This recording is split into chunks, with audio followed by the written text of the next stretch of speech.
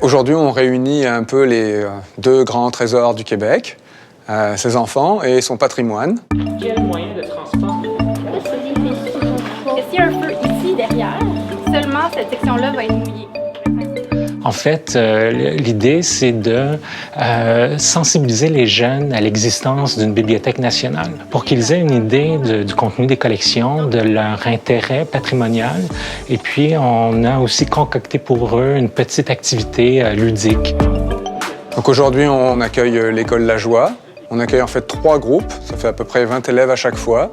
Puis ça tombe bien parce qu'on leur offre 3 stations.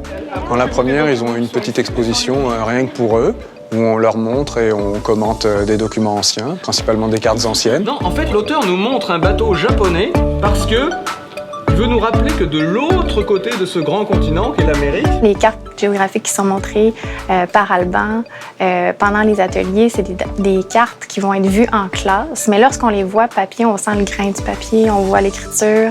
Ce qui fascine le plus les jeunes, c'est d'avoir accès à des documents aussi précieux, d'une grande valeur historique.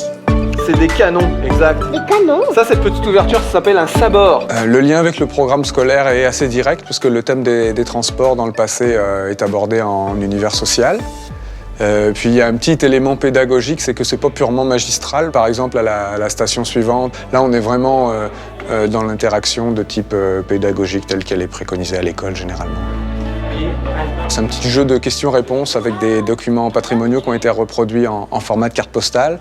Ils vont répondre à des questions de situation. Un personnage dans le passé doit se déplacer à son époque, dans telle situation, quel moyen de transport il utilise. On est en 1745.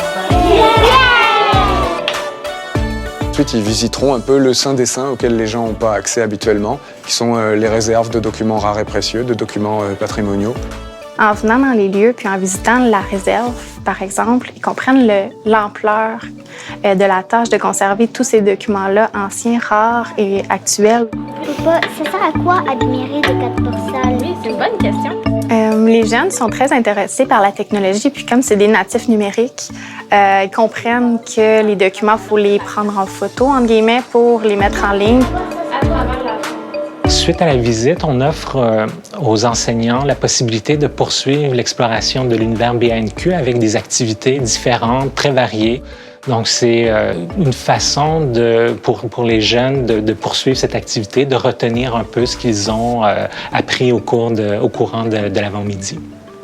Ce qui est particulièrement intéressant pour des élèves du primaire de visiter Rosemont-la-Petite-Patrie, c'est de comprendre la mission de notre institution, c'est-à-dire de conserver le patrimoine québécois pour les générations à venir.